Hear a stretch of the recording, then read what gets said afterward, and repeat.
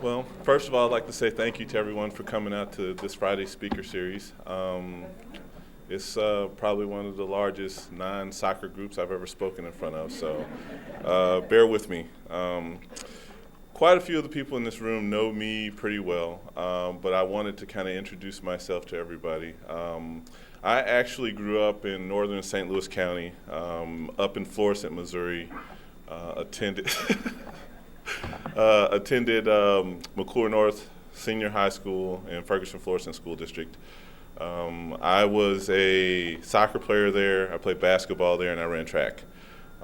Since I'd been playing soccer since I was 5 years old, I kind of figured that's the way I needed to go when I headed off to college. I was named All Conference, All State, All Metro as a defender. When I graduated, had a few offers to go to schools that I felt probably didn't fit my personality. I liked the smaller school setting and chose schools with less than 5,000 students at them, but they had to have Division I soccer programs. That is how I settled on Butler University. When I got there, being the biggest, fastest player on the team, the coach decided I needed to play forward. So going into a second-year program, he decided to move me and have me for 4 years playing up top. It was an interesting 4 years for me because we had a coaching change. So I know how that whole thing comes about when one coach is there, has established a program, and then he leaves. So in my mind, that was one of the reasons why when I started coaching, I told myself, you stay, you stick it out, and make sure that if you're going to leave, it's the best thing not just for yourself but also for your players.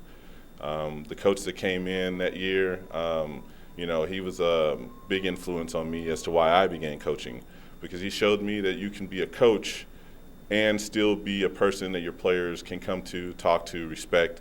You didn't have to have that distance between you and your team. When I first began coaching, I started as a volunteer assistant at East Central.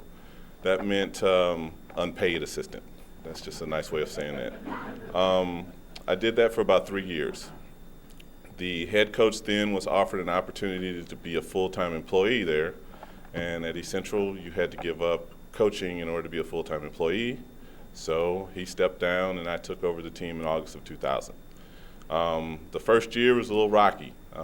Team was 500, and I began to wonder whether or not I was going to be the guy that should have stepped in behind him.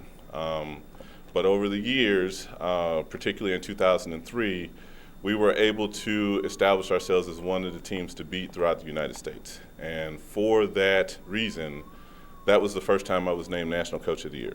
It was for the turnaround. Even though my team finished third instead of winning a championship, the coaches felt like you took a team from nowhere and you brought them to somewhere, and so for that you deserve this coaching award. The 2004 season was when my opportunity came up to become a full-time employee at East Central, and I was told the same thing that the other coach was told.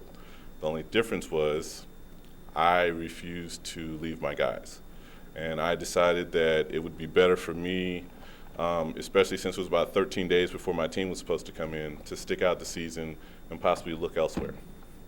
That's when Dr. Watts and Joellen Stringer contacted me about the position here. It was probably, I guess I look at it as a situation where somebody was looking out for me, because not only did they bring me in as their coach, they brought me in as a full-time employee and gave me an opportunity to start a program in the fashion that I felt it should be done. So I came here in November of 2004 with the expectation that I knew it was going to be a lot of work. There was no team here already, so my first thought was, wow, where do I get 25 players from? So a lot of the coaches in high school and four-year colleges that I had normally talked to get a player here or a player there, now I had to kind of press them to be able to get 3 and 4 players in different places and be able to bring them all in here, and I had about 6 or 7 months to do it in. I went about trying to pull together this group of individuals and try and make sure that they understood first and foremost that I was concerned about them coming in here and living up to their academic responsibilities. That first year group has done that in a fantastic way. They have accomplished some things that I never expected them to accomplish. The next issue I had with that 2005 team was leadership. When you bring in a primarily freshman group, there was 23 freshmen, 2 sophomores, who's going to lead your group? Nobody was here the year before. You don't really know where that person is going to come from that's going to step up and say, hey guys, we need to do this, we need to do that, because it can't always come from the coach. Sometimes the players, their peers, have to come to them and talk to them about the things that they need to get done. Confidence, wow. When you have a young group, it's very hard to get them to be confident about what they're doing because they have that lack of leadership.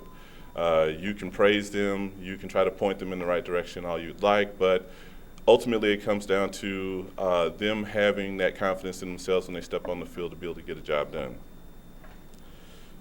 Regular season got ready to start. My first thought was, I'm probably going to have my first losing season ever as a coach. That was the first thought that ran through my mind. The next thought was, well, everybody's got to go through growing pains. And after that, I thought to myself, you've got to stay positive if you expect this team to be positive about what's going to go on this year. And they jumped right out of the gate, 4-1. They won a 14-team tournament, and I thought we're on the right track. Over the next 6 games, we went 1-5. We were 5-6 halfway through the season, and I thought, well, you know, I got a good group, but it's got to happen sometime that you don't have a winning season. And I think that actually is when things turned around in 2005. That sixth loss was to East Central. We played them at their place. It really upset a lot of the guys that they lost the game because they felt like they played poorly. We came back. We were at Christian Outreach High School at the time, sitting on their little hill right on their soccer field. And I'm talking to the guys as I usually do before practices after a rough loss. And one of the young men raised his hand and said, "Can I speak?" I said, "Sure." He said, "Coach, I'm sorry." He said, "For all of the things that you do for us, the least we could have did was beat the team that you left." And he said to the rest of the guys, we need to step up and we need to play in the manner that he expects us to be able to play. We need to play with all our hearts, and we need to give everything to this team for the rest of the season. I think that turned things around that year. Over the next 9 regular season games, we went 4-1-4.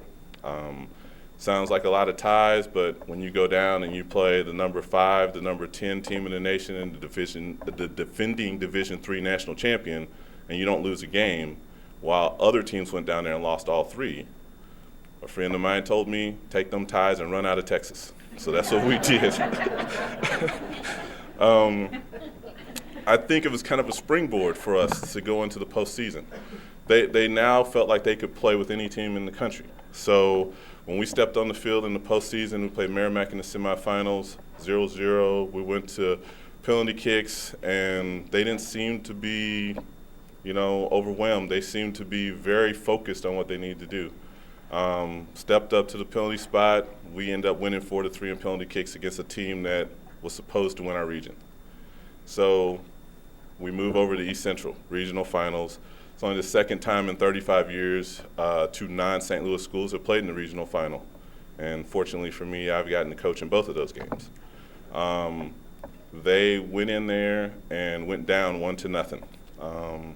And I thought, well, I just wanted to make it to the regional finals the first year to give these guys a taste of what it was like to play in a championship game. Well, as it turns out, they made a decision in the second half of that game that they weren't going to let their season end. We scored to push the game to overtime, and then pretty much dominated the overtime and ended up winning on a penalty kick when the goalie had to drag a player down in the box. I was shocked. As I said on the Channel 5 video, for those that watched it, and you'll get to watch it today, I figured 4 or 5 years down the line we would probably win a regional championship. But in year 1, I was shocked. So after that, I thought to myself, whatever happens the rest of this year, it's all gravy. I mean, I never expected them to win a regional championship in the first year. Then they go to Overland Park, Kansas, and they win the district championship as well. And I was like, wow, I couldn't believe it. but it showed the character of the young men that I was able to bring in that first year, and their desire to be able to accomplish the things that they had set out to do at the beginning of the year. I guess things started to get to them a little bit. The seedings came out. We drew the #1 team in the nation, which is Mercer County Community College. They were 18-0.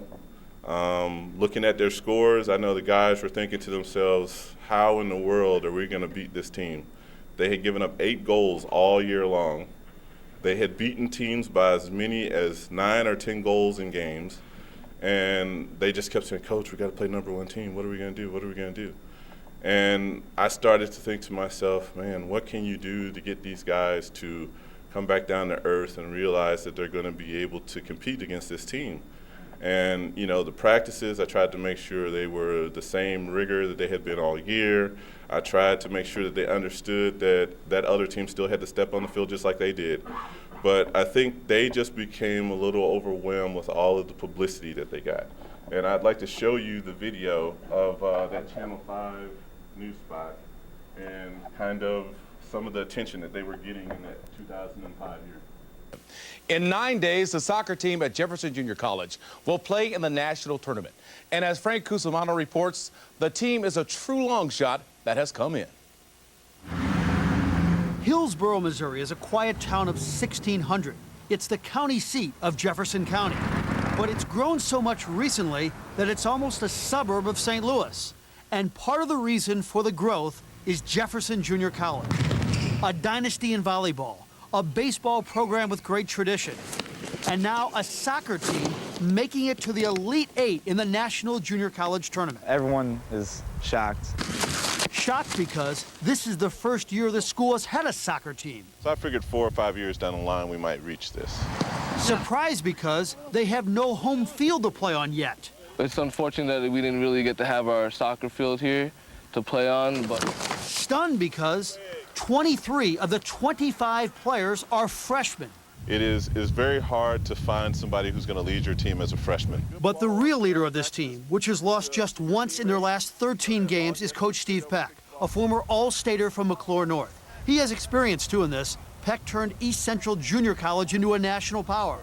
But this 6'5", 280-pounder doesn't exactly look like your typical soccer coach. I think it looks like a football coach. When I first saw him, I asked him, yo, did you play linebacker in school? And now the school is trying to become the first team ever in their first year to win a national championship. Everything you've accomplished to this point is great, and you should be happy with that, but not be satisfied with that. With photojournalist Scott Sapelsa, Frank Cusimano, News Channel 5 Sports. I think that kind of epitomized for them that they had done what they needed to do. You know, they were in the newspaper, they were on TV, they had a lot of attention coming their way. And I think that going into that national tournament, a lot of the guys were content. And they got down there, first game, they're playing well for the first 12 minutes, and then we gave up a penalty kick. And from there, I saw like 7 or 8 heads drop on the field, and I thought to myself, let's just not get blown out, because you could just tell that they were disheartened that they had given up that goal to this team. And so we ended up down 3-0 at halftime. We ended up losing 4-0. A lot of the guys were, oh, I want to go home, or, you know, whatever. And I just, you know, I'm trying to convince them coming in fourth isn't bad either, but they just weren't hearing it. And so we come out the next day, we lose 3-1, and we're on our way home. And my thoughts on the way home were, okay, what can I do to have a deeper team, to have a group of guys that are going to stay focused throughout the year so that they can meet with more success if we get the chance to make it back. Another challenge for me the next year, getting our freshmen to buy into the philosophy. Now that I knew this group had bought into it and they believed that they were good enough to be able to compete with the best, to get themselves in a position to win a national championship, how do I get the freshmen to buy into it? Next came keeping the team focused game by game, because once our season started, we went to Cleveland and we beat the first team we played 11-0. And so from there, it became kind of trying to get them to believe they're not going to beat everybody 11-0. They're not going to blow everybody off the field. I knew we had a good team, and as the year wore on, I thought more and more that this team deserves to be back at nationals and deserves to have a chance to win. We got off to a 5-0 start. We scored 28 goals, only gave up 2 goals in our first 5 games. And coaches will look at that and they're like, wow, that's almost 6 goals a game. We played some local teams around here that I've never beaten by more than 1 goal, and we beat them by 5 and 6 goals. Next, I guess the biggest thing that happened to us this year was losing our 7th game of the year to Merrimack.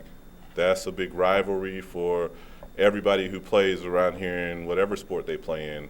And to lose that game, I think it hurt them. I saw a lot of people sitting on the bench ready to cry the 7th game of the year because they lost that game to Merrimack. But I think it was kind of an inspiration for them to believe that other teams will step on the field and beat you no matter how good you think you are. That this year, we had 3 losses this year, and they were all in this region. And I think that was probably the best thing that could have happened to them. We went and we played some of the best teams in the United States, and they couldn't beat us. But the teams here at home, the rivalries, the teams that really, really knew the only way they could get to nationals was to go through us, they beat us. And I think that woke them up and made them realize that they can't sit back and depend on their talent in order to get them back to the national tournament. They had to come with a lot of heart. They had to play hard for 90 minutes. And no matter what the end score was, they had to make sure they had done everything they could in order to be able to win games. This team in the postseason was, it was amazing, to say the least. I was very nervous before every game, very, very nervous. And it was because I felt like they deserved to win these games. But I know me and my friends in the coaching fraternity say all the time, the ball is round, and therefore the team that is supposed to win on a piece of paper does not always win. And, you know, the first game we stepped on the field, regional semifinals, we played East Central. We had split with them. They came here, we beat them 2-0. We went there, they beat us 2-0. We stepped on the field, and less than 2 minutes in, we scored. And I thought to myself, okay, this is a great way to start. 8 minutes in, we scored again. And I thought, okay. By the time we got to about 5 minutes left in that game, we were winning 4-0. Then I could relax. We gave up a penalty kick, but it was kind of too little too late for them, and we made it to the regional finals. Then comes news that afternoon. Merrimack lost. So we did not get a chance to play them for a 3rd time. But for me, for the coaching staff, it put us in a position where we were playing a team that we had beaten twice already. So my philosophy always is, it is so hard to beat a team twice, and to beat them 3 times is almost impossible.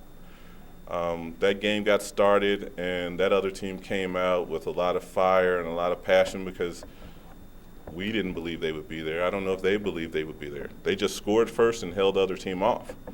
So we ended up scoring first in that game, and it was 1-0 at halftime. We scored early in the second half, and then we gave up a goal with 18 minutes left, and it was 2-1. And I thought to myself, this is not good.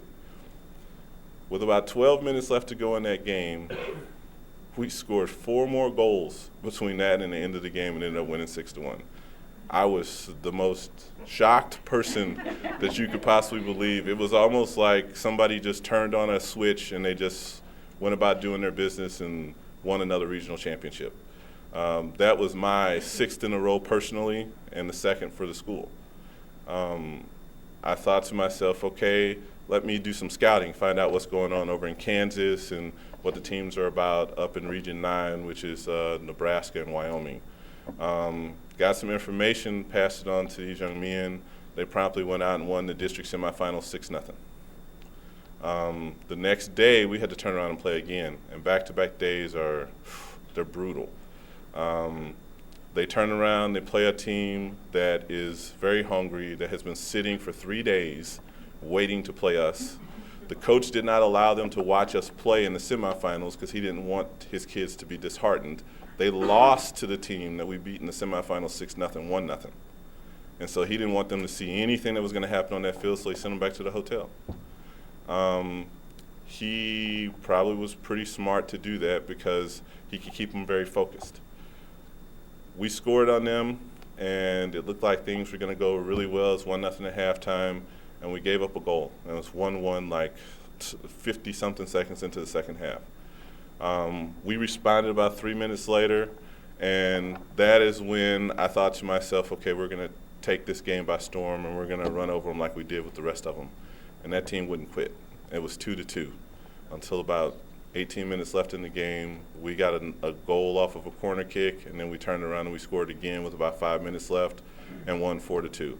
I had to take my hats off to them because playing back-to-back days like that, I tried never to do that to them for any reason other than you don't have a choice. It is the toughest thing you can possibly do in soccer because they're running 5 or 6 miles per game, and then they have to turn around less than 24 hours and do it again. So here we are, getting ready to head back to the national tournament. Drew a team we had played already once this year. And I was pretty excited about the proposition of playing that team because these guys kept telling me, Coach, we didn't play very well the first time we played them. And I thought, okay. The other coach, he called me. He didn't want to play us. He was upset because he thought he was going to get to play somebody else. I said, well, you know, we got to do what we have to do. And we did. We stepped on the field in the national quarterfinals, and we were up 3-0 before we gave up the 1 goal that they got. Semifinals, another team we had played during the regular season, we drew in the semifinals. The College of DuPage, I think they have like 30,000 students that go to school there. They have a large population of athletes and students to be able to choose from to be able to put their team together, and they have been to the national tournament 18 out of the last 19 years. I knew that was going to be physical. I knew it was going to be a dogfight, and we won it 1-0. That team had more class than any team we had beaten all year. They went around and congratulated our guys as opposed to sulking, which is what a lot of teams do in the postseason. And here we are in the national finals. I had to take 13 guys, that's half my team, to the training room the next morning. We probably had exchanged somewhere around 70 fouls in those first 2 games.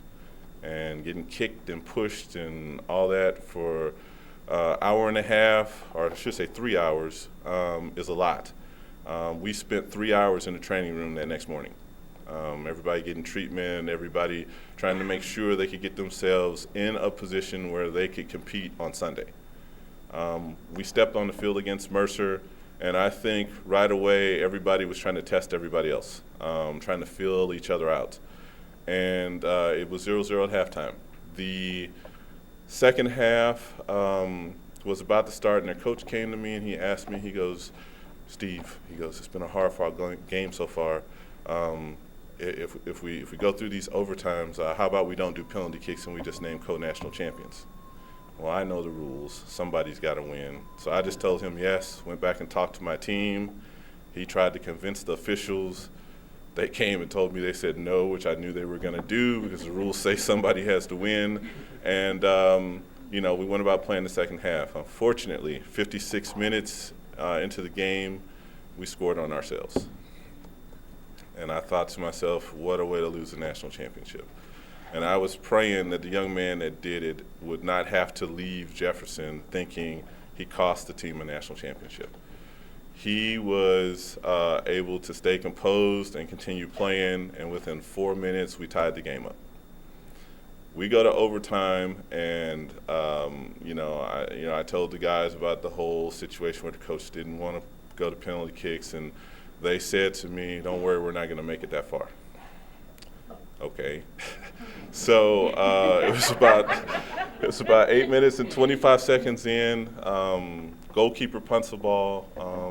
The tournament MVP, Claudio Dantes, wins a head ball, knocks it down for a young man who had pulled his hamstring the Monday before we left to go.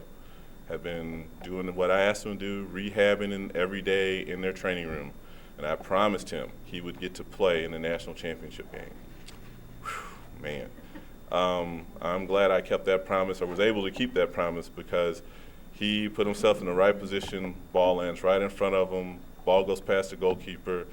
The only time I ever saw the ball go in the back of the net was when I watched a video, because at that point in time, I was jumping all over the place.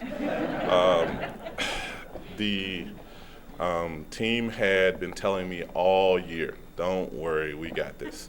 The sophomores, ever since the first day of training, we know you don't believe us, but we're going to win the whole thing. You don't have to worry.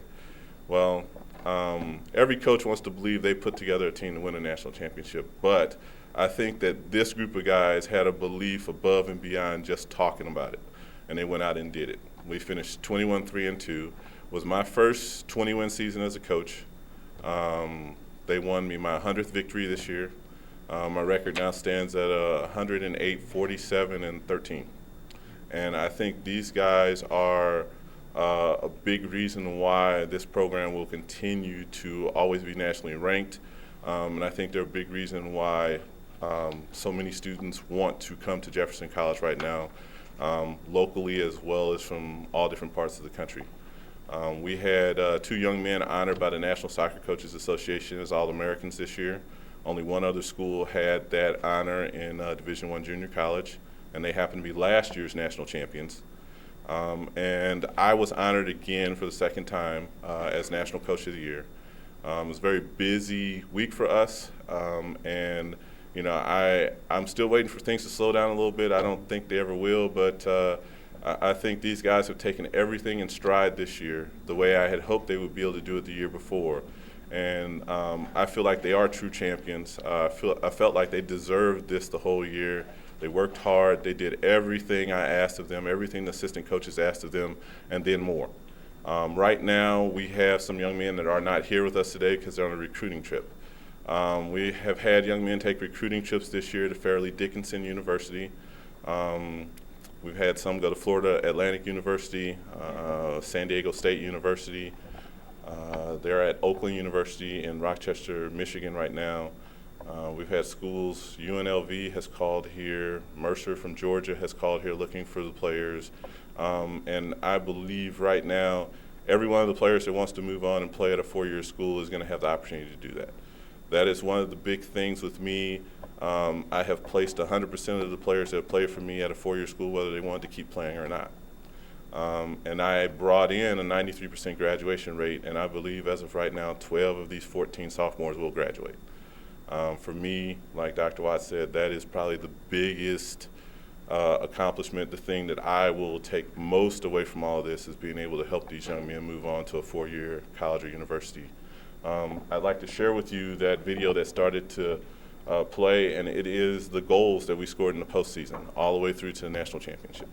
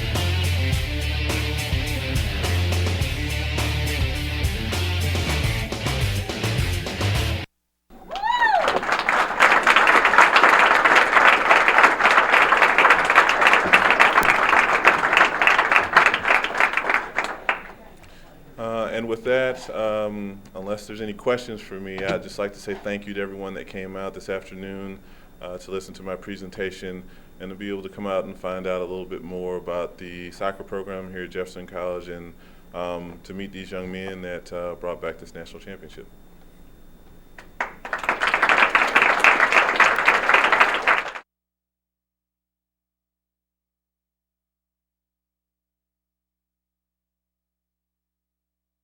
Exceptional education. Spectacular experience. The personalization. It was convenient. It's a fun atmosphere. And my personal experience here has just been wonderful. It just opened up a whole new horizon for our family. Arnold, High Ridge, and the Hillsborough campus has been very convenient. I recommend Jefferson College every day to anyone who will ask. I'm Russ Hilton. I'm Jane. I'm Brandon Berger. I'm Liz Lando, and I'm proud I chose to attend Jefferson College.